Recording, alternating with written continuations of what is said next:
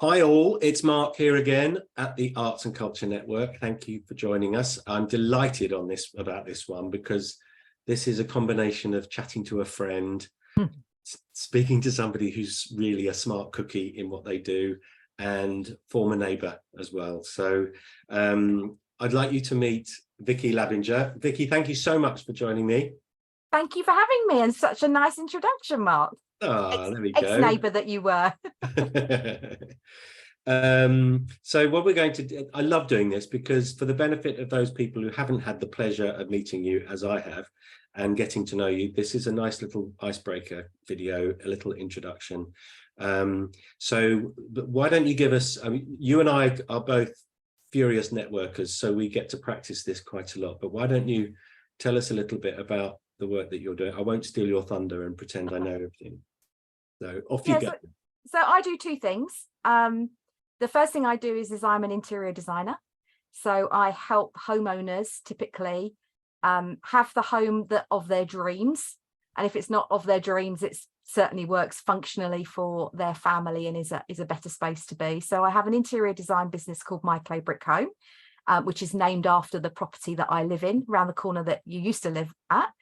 And my second business, which I have kind of relaunched this year, is I provide business services to interior designers. So I kind of stay in the sweet spot of the interior design field, one doing design work creatively for myself, but I really miss the business side of work, having come out of a corporate job for 30 years. So I also provide business services under my own name, Vicky Labinger Limited. I can't even say my own name now.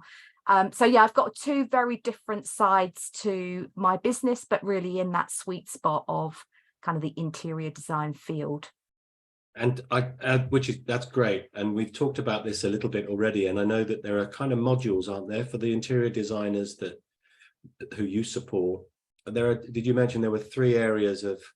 Yeah, so I offer a service which I offer to both parts of my business, but they are kind of different for each business. But I do something called a fresh pair of eyes. And for design professionals, absolutely, we look at 3 areas of their business on a 90-minute call for me then to be able to give them 3 to 5 immediate actions that I believe they should take to kind of progress their business forward. And those 3 areas are around sales, profit and expenses, so kind of like the financial plan.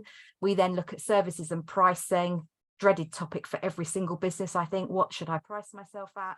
And then the third area is marketing. So there's 3 very distinct areas. That doesn't mean we cover every single thing about business, but as a good starting point, looking at somebody's business with a fresh pair of eyes, those are typically the 3 areas that businesses are struggling with straight off the bat, that I can then help with.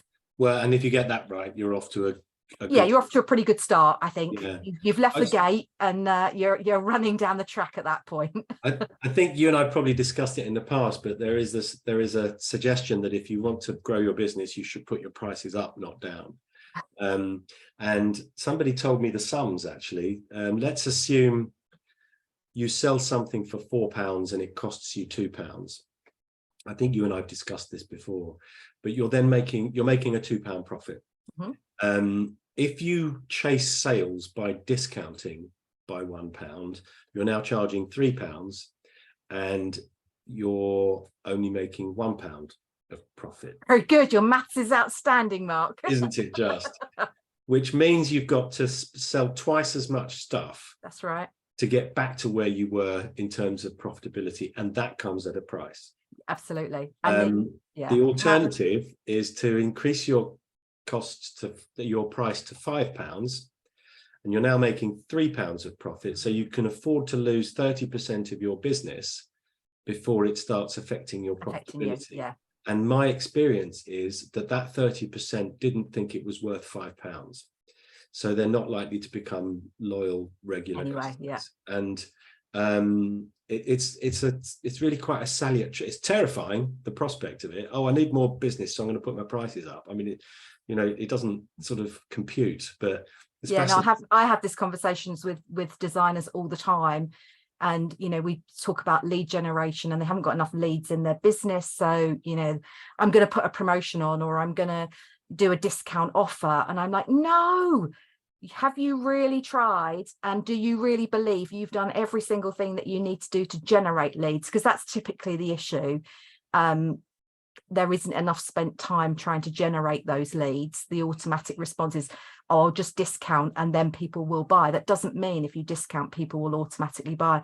And I come from a really strong retail background, so I grew up in that corporate world of buy one, get one free, 3 for the price of 2. We used to come up with a new promotional name almost every Monday morning when sales weren't as they were expected. And it just became harder and harder to actually sell anything. So yeah, you're right. I do have a lot of conversation around price. And I encourage designers to put a stake in their diary at least once a year where they go, I am going to review my pricing structure and potentially put my prices up.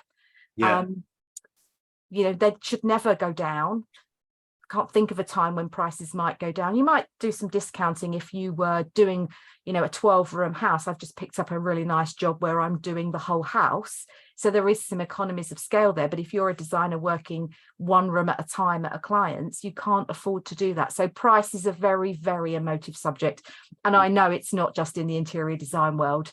Every business I talk to, you know, pulls steam coming out their ears when it comes to pricing. Oh, yeah. I mean, you and I know from our business activities and colleagues we work with that the single biggest challenge for most freelancers, entrepreneurs and small business owner managers is that the harsh reality is that at any given time, insufficient numbers of people even know you exist. Yeah. And that's comes with the territory. Yeah. The other frightening thought is that only 3% of the people you might reach out to are in a position to buy from you. Yeah.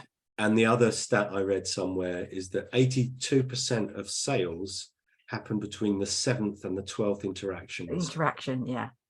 So I'm constantly talking with designers that say, you know, I've got my marketing strategy and I've put 3 posts on Instagram. Why are the clients not coming? And it's, you know, it's consistency, it's visibility. You've got to keep going with those touches. And sometimes it can feel like tumbleweed out there. But at the moment that it sort of, you climb up the cliff, the moment it drops down, it all starts to come through. So I have a lot of conversations around consistency and visibility.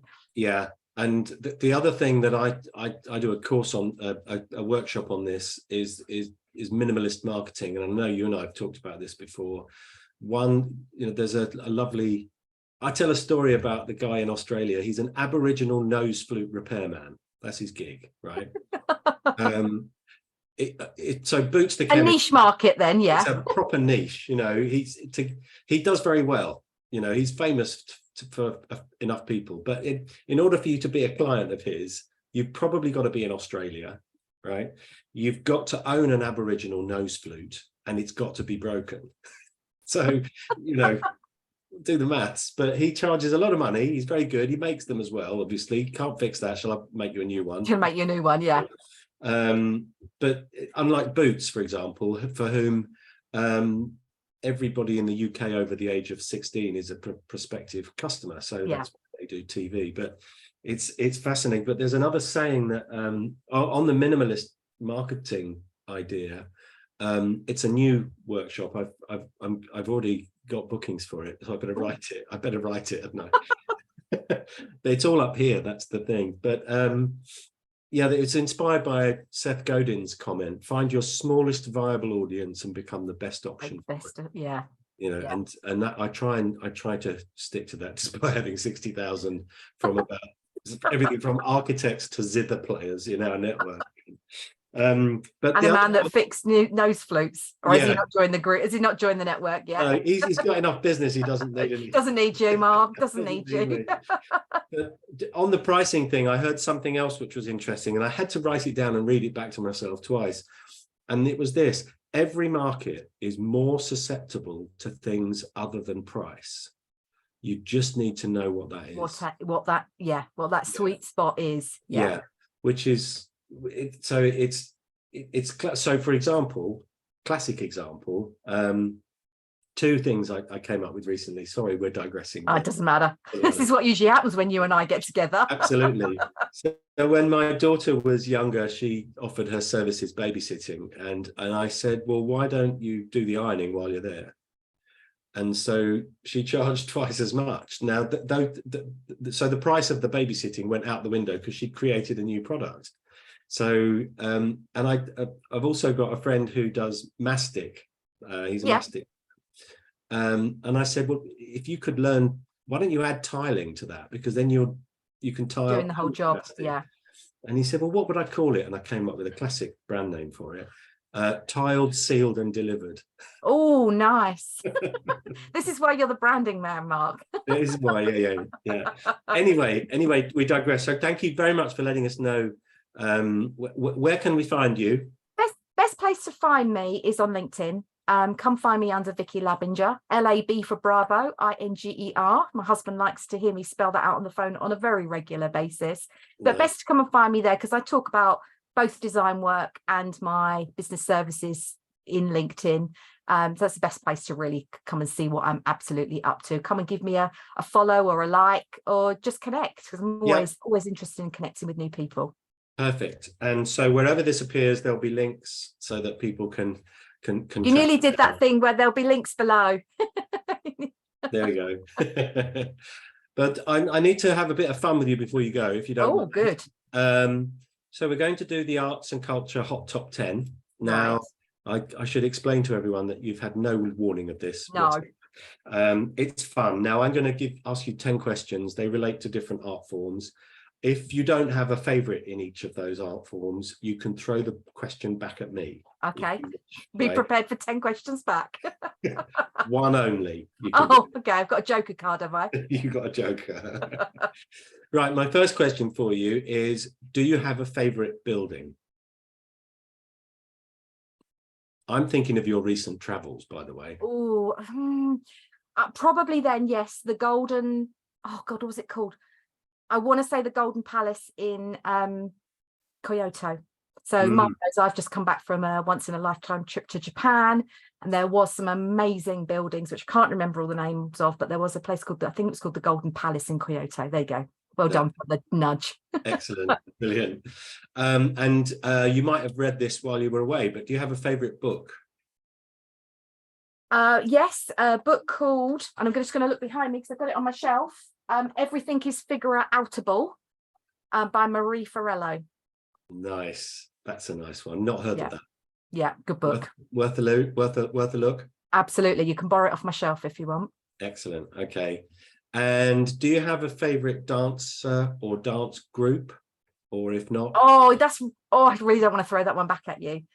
No, because that's really bad if I say something like, take that, isn't it? No, diversity. I've seen diversity so many times. It's mainly because my eldest daughter thinks she's going to marry Ashley Banjo. So if you don't know diversity, is kind of the lead dancer in it and started the group. But yeah, we do see diversity quite a lot. And they're local to us here. So, keep it local. They are, yeah. We've been to, I think, both of their pantomimes that they've done here. Yeah. Well, Jordan, his brother, used to live in the same village that we used to live in. So I think he's now. Yeah. But yeah, I think he has. But yeah, we were lucky. I know the general manager at the Cliffs Pavilion, so we got backstage and met them all, which was lovely. Oh. I can arrange it for you guys if you go for Christmas. Brilliant. Now, this is tricky. I want you to assume you've been exiled for some unknown reason from the United Kingdom, and you're not allowed to reside in any country in which you've been a resident before. Okay, so that's easy. That's it, yeah. But you can choose where to live based on your perception of the country's culture. Where are you going? I would probably go to Holland. So I worked in Holland for about 18 months in my corporate career, and I absolutely love the culture, the people, the architecture, the food.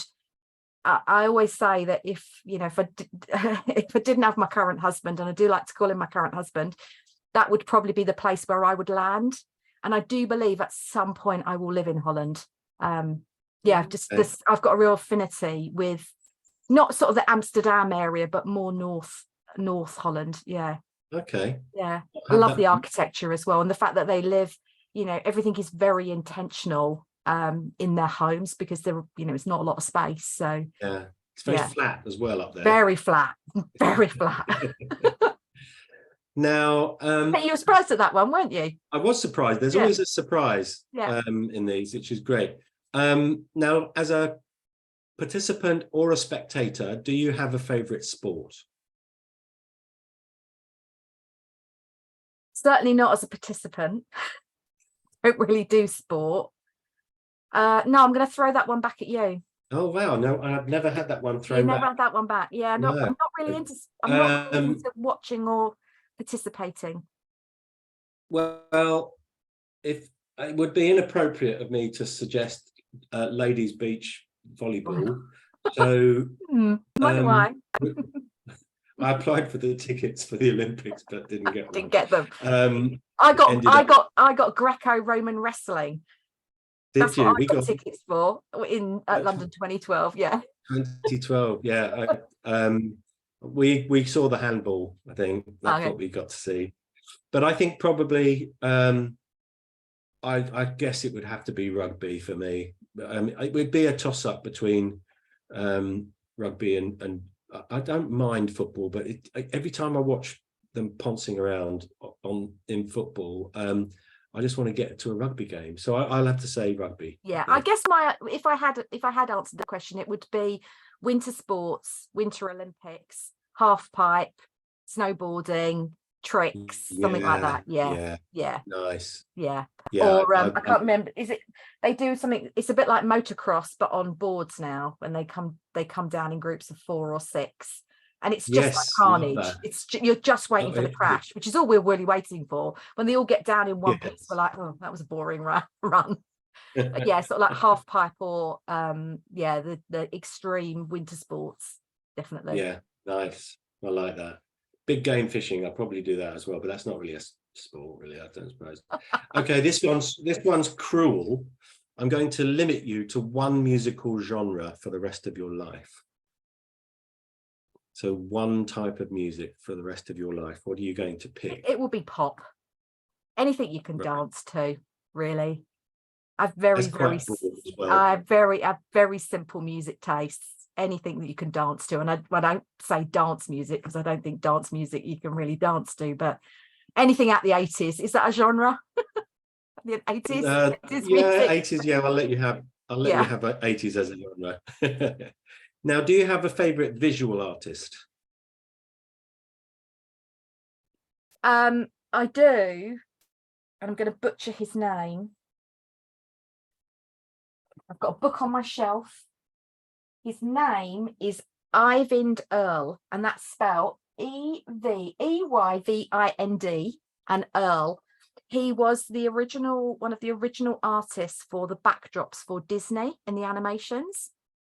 So he created, when you go back to some of the original Disney work and you've got mountainscapes in the background, he created all of those original design works. So yeah, I really like his style of, it's very old school, but it's proper watercolor paintings and stuff, original backdrops. Yeah, see the things you don't know about me, and we've spent quite a lot of time together. That's a surprise. That came as a surprise as well. What about a favorite play or musical? So play would have to be, oh God, I went to see One Flew Over the Cuckoo's Nest with Christian Slater many years ago in London, and one of the best things I've ever seen, closely followed by either in Vegas, the Cirque du Soleil water show, closely followed by I saw The Elephant Man with Bradley Cooper. So you kind of got two like male actors that I wanted to see, but actually the shows were amazing. And then you've got, Cirque du Soleil at Vegas, unreal. No. Yeah. Brilliant. Yeah. Love that. Quite a mix there. Yeah, nice. And a favorite film? I can't admit it. You got to. I know where this is going as well. No, you don't. I think.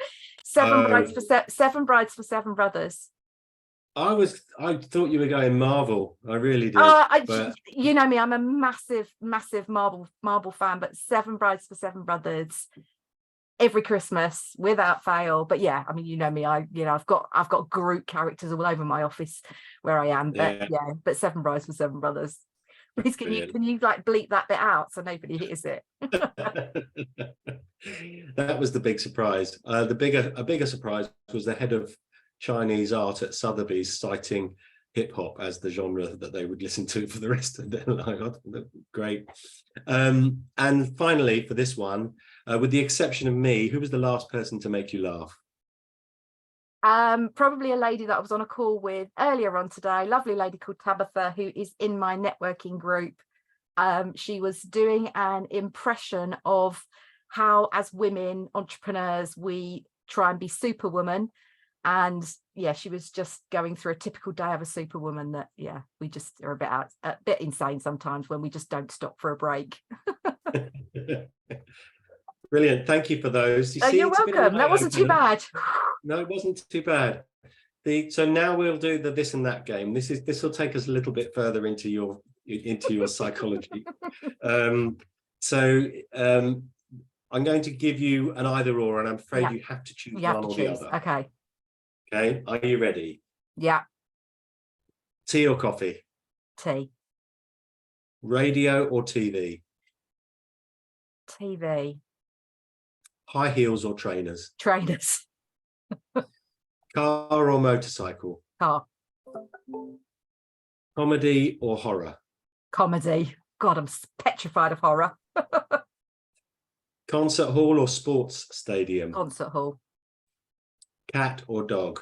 Oh, dog. Test the water or dive in the deep end? Dive in the deep end. Bits or no bits? Orange juice. Oh, okay. Not fast. Bits. Okay. Library or museum? Museum. Beethoven or Mozart? You choose. I think you have to have Beethoven. Shower or bath? Shower. Be embarrassed or be afraid? Be embarrassed. Cooking or being cooked for? Be cooked for.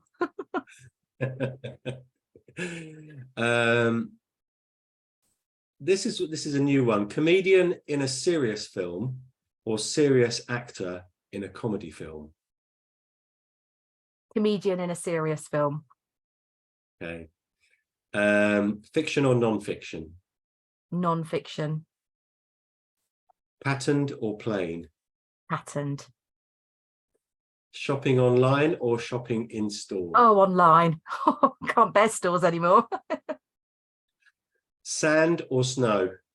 Oh, snow. Ooh. Reggae yeah, or no, salsa? I mean, you didn't say water, you said sand. So I'm not, I do like the beach, but I like to be on the water, but I do like to be on the snow skiing as well. So yeah, that one peaked at the post there. Reggae or salsa? Salsa. Indoors or outdoors? Outdoors. Android or iPhone? Android. Start assignments immediately or wait until the last minute? Wait until the last minute. You know, all the self-employed people say that one, and all the employed people go for the other one, just in case anyone sees the video. Science or history? History. New York or Los Angeles? LA, but only because of family. All my husband's family live in LA, so Right. I have to stick Black with the or roots. white? Black or white? Black. Circle or square? Circle. Early morning or early hours? Early morning. Okay.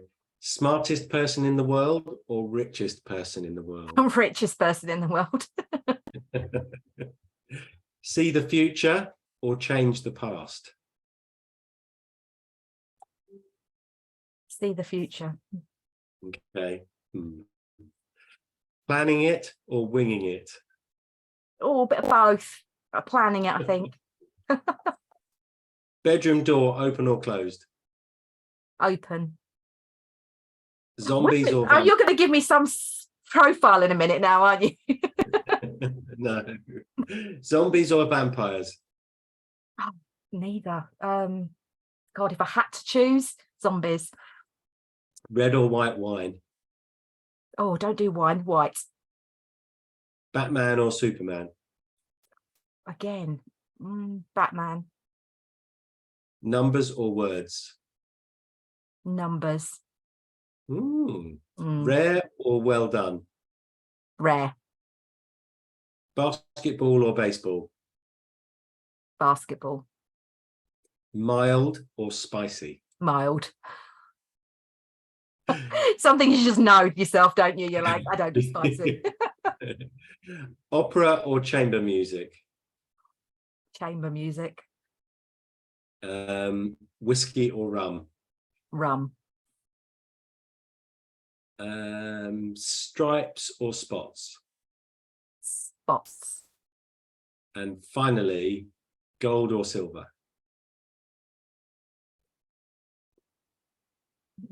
Silver. That'll push. God, I feel like you're going to give me some profile on my personality now. Yes, you need to see a psychiatrist. We knew that before I came on. Well, that's true, yes. Vicky, thank you so much for doing this. Thank you for having me, Mark. And thank you for being one of our full members. We've got lots of events coming up. All the details are on the website. So I do hope you'll jump in. They're free still, just an hour. The global one should be fun. That's the next one is on the 20th of July. But at the rate we're getting new members, this might get posted after that. But we do a whole series. So it's always a Thursday. I think first Thursday at 1 o'clock is the UK meeting. Third Thursday at 6 p.m. in the UK, 1 p.m. in New York, and 10 a.m. in Los Angeles for the global one. So that won't change. So they'll all be there. But Vicky, thank you so much. I hope this has been fun. No, it's been fun. Thanks for having me, Mark.